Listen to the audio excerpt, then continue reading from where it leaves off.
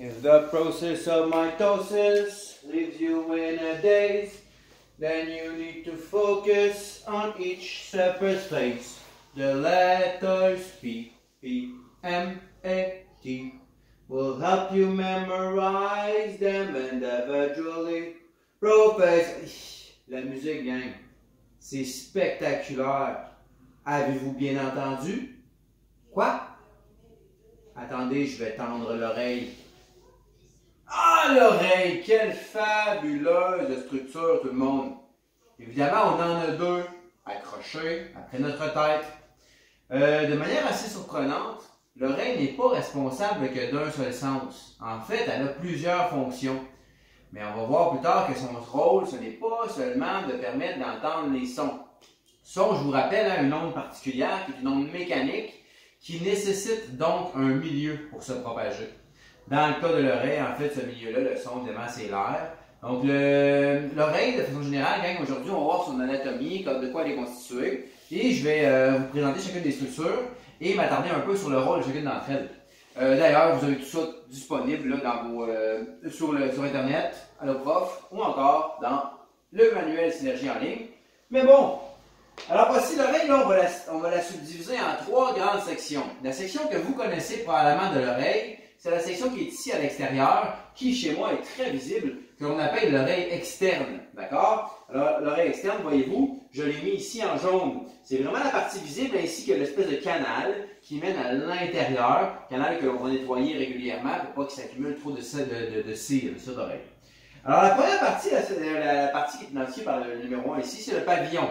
Alors, le pavillon de l'oreille, en forme d'entonnoir. D'après vous, quel est son rôle? Eh bien, évidemment, étant donné sa forme, son rôle, c'est de permettre de capter les sons. Donc, les sons qui vont arriver ici vont rebondir pour être redirigés et concentrés au niveau du canal qui est là. Donc, rôle de la première structure, le pavillon auditif, c'est de capter les sons de manière efficace. Par la suite, le son, voyez-vous, l'onde sonore, elle voyage et elle est dirigée à l'intérieur du canal. Le canal qui s'appelle, numéro 2, le canal auditif. Dans le canal, à l'entrée du canal, on a des petits poils, ainsi que des glandes, qui s'appellent des glandes à cire humaine. Cire humaine, non pas cire humaine, n'est-ce pas? Cérumen, C avec accent aigu, R-U-M-E-N. C'est la cire d'oreille que l'on va nettoyer parfois. Évidemment, on conseille de nettoyer le cérumen avec des débarbouillettes, non pas avec des cotons-tiges, qu'on appelle aussi le Q-tips, nom de marque. Parce qu'évidemment, le risque, c'est qu'on enfonce le Q-tip trop profondément dans le pavillon et qu'on vient d'allumer ici la partie très importante de l'oreille moyenne qui s'appelle le tympan. Alors, canal auditif, voilà. Son rôle au canal auditif, c'est de permettre d'acheminer les sons jusqu'à l'oreille moyenne, tout simplement. Mais vous avez l'oreille externe, seulement deux structures, n'est-ce pas? Pavillon, canal auditif. Une fois que l'onde sonore, qui est une onde ici d'air, arrive à cette membrane-là, qui est spectaculaire, qui s'appelle le tympan, là, on entre dans l'oreille moyenne. Et d'ailleurs, ici, on va dire que l'onde sonore n'est plus maintenant une vague qui se déplace dans l'air. À partir de ce moment-là, c'est vraiment une vibration, hein, parce que c'est une vibration maintenant qui va être transmise par le tympan. Le tympan, structure numéro 3, qui est une membrane, un peu comme sur un tambour, qui va vibrer au rythme de l'onde sonore qui la frappe. Alors, il va vibrer très fort si le son est très fort, il va vibrer moins fort si on a un son qui est moins fort. Alors voilà, le tympan au niveau de l'oreille moyenne. Ensuite, lui, quand il vibre, il va pousser sur les trois plus petits os du corps. Trois petits osselets que l'on a dans l'oreille. On peut les appeler seulement les osselets. Leur nom n'est pas à savoir nécessairement, mais je vais vous les nommer quand même. Le premier, c'est le marteau. Le deuxième, c'est l'enclume. Et le troisième, c'est l'étrier. Alors, le tympan va vibrer, ça va pousser le marteau qui va coller sur l'enclume et qui va pousser l'étrier, toujours au rythme de la vague sonore qui a été perçue par l'oreille. Donc ça, ici, on est toujours dans l'oreille moyenne, structure numéro 4, les osselets. Et finalement, dans l'oreille moyenne, numéro 5, on a une connexion directe entre notre bouche, notre nez et nos oreilles. Cette connexion-là, c'est une espèce de tuyau hein, qui vient ici du nez et de la bouche, qui s'appelle la trompe d'Eustache. Trompe de qui? Trompe d'Eustache, comme la ville de Saint-Eustache. Donc, numéro 5, trompe d'Eustache. Le rôle de la trompe d'Eustache, pourquoi c'est connecté avec le nez et la bouche? Probablement que vous avez déjà vécu ça, hein, si vous avez déjà pris l'avion, Ou encore, si des fois vous montez en voiture en altitude, en hauteur, hein, quand on décolle en avion, on a une espèce de sensation bizarre dans les oreilles. Ce qui se passe quand on décolle en avion, c'est comme il y a moins d'air à l'extérieur, la pression ici à l'extérieur, elle devient tout d'un coup beaucoup plus petite que la pression qui est dans l'oreille. Alors, ce qui va se passer à ce moment-là, comme la pression est plus petite dehors, c'est que l'air va chercher à sortir par la trompe d'Eustache et même dans tout le corps au complet, il va chercher à sortir. Mais là, il y a le tympan qui empêche, n'est-ce pas?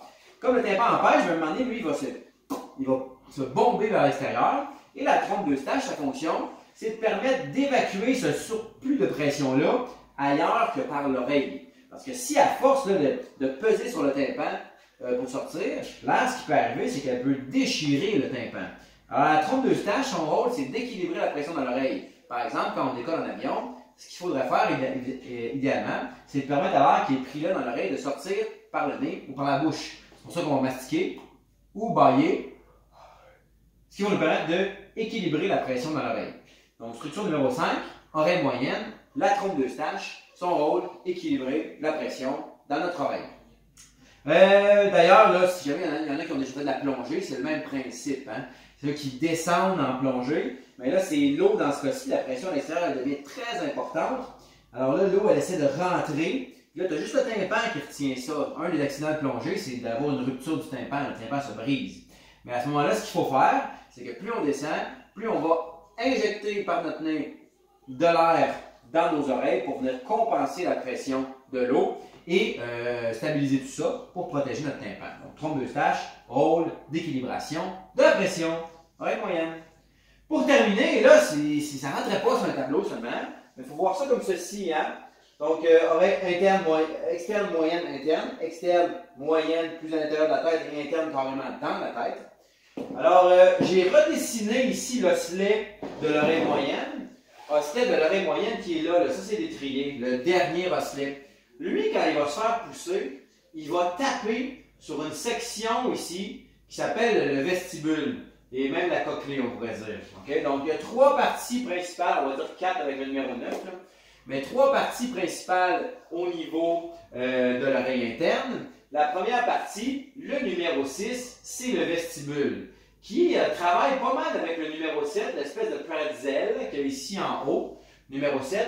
Alors, le numéro 6, c'est le vestibule. Le numéro 7, c'est ce qu'on appelle les canaux semi-circulaires, ou encore le labyrinthe. Ces deux structures-là ont une fonction de l'oreille qui n'est pas d'entendre, mais plutôt de se garder en équilibre. Par exemple, quand tous les matins tu fais une arabesque, pour ceux qui ne savent pas c'est quoi une arabesque, je vais tenter de t'en faire une, grande rivière. Alors, l'arabesque est comme ceci. Je ne mettrai pas debout, mais tu essaies de te garder en équilibre. Voilà, je ne suis pas très bon en arabesque, mais bon, le rôle des canaux semi-circulaires et du vestibule, c'est de garder l'équilibre. Là-dedans, il y a un petit liquide avec des cristaux. Quand la tête va se pencher, les cristaux nerveux vont se pencher. Et là, ça va envoyer un message à ton cerveau pour lui dire « Hey, est-ce qu'on est croche? Peux-tu nous redresser, s'il vous plaît? » Alors là, on va se redresser. Alors, la fonction du vestibule et des canaux semi-circulaires, c'est vraiment de s'assurer de l'équilibre du corps. Les canaux semi-circulaires, ici, on les appelle aussi le labyrinthe. C'est synonyme. Dans certains volumes, on va utiliser seulement le mot labyrinthe. D'ailleurs, c'est pour ça que si jamais vous sentez étourdi pendant longtemps, ça se peut que vous ayez une infection des canaux semi-circulaires qui s'appelle une labyrinthite. La labyrinthite, c'est pas plaisant, ça dure à peu près un mois, et puis bien là, vous êtes très étourdi, ça se guérit bien par contre. Mais canaux semi-circulaires, labyrinthite, équilibre. Numéro 8, lui, est important. Alors, je vous rappelle, là, le son y arrive, il entre ici en bas par l'oreille externe, fait vibrer le tympan qui transmet la vibration aux osselets. Les osselets qui vont cogner ici sur l'espèce de structure en escargot qui s'appelle la cochlée. Dans certains volumes, encore une fois, ils vont l'appeler le limaçon. Le terme utilisé, c'est cochlée.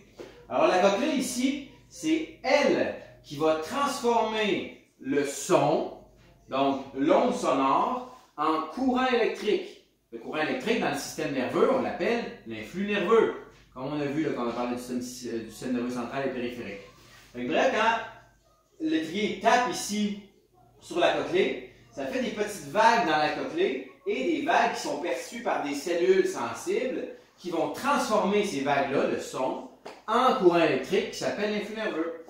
le courant électrique va partir par la structure numéro 9, qui est le nerf auditif, pour aller être analysé par le cerveau.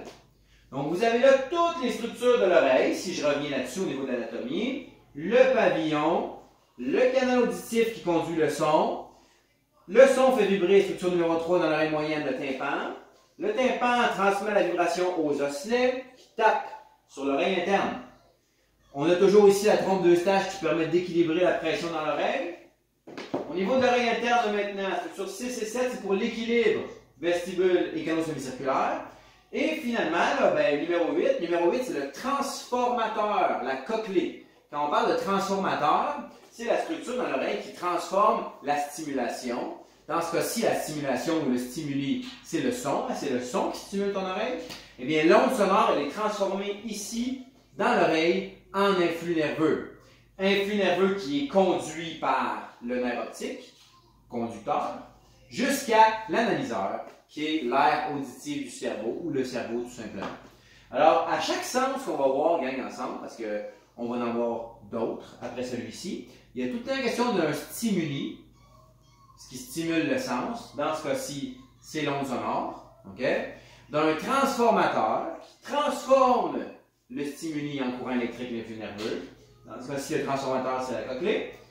Le signal qui va être transmis au cerveau, c'est l'influx nerveux. L'influx nerveux va être conduit par le nerf auditif numéro 9 jusqu'à l'analyseur qui est le cerveau. Mais bref, il y a des termes qui vont venir à chaque sens. Les termes stimuli, transformateur, signal, conducteur et analyseur. Ce sont des structures qui sont très importantes pour chacun des sens. J'espère qu'on a débroussaillé un petit peu l'oreille. D'ici là, je vous invite à faire attention à vos oreilles. Et évidemment, attention au niveau sonore de votre musique que vous mettez directement dans votre oreille, donc directement sur votre tympan. Passez une belle journée, gang. On se revoit plus tard cette semaine.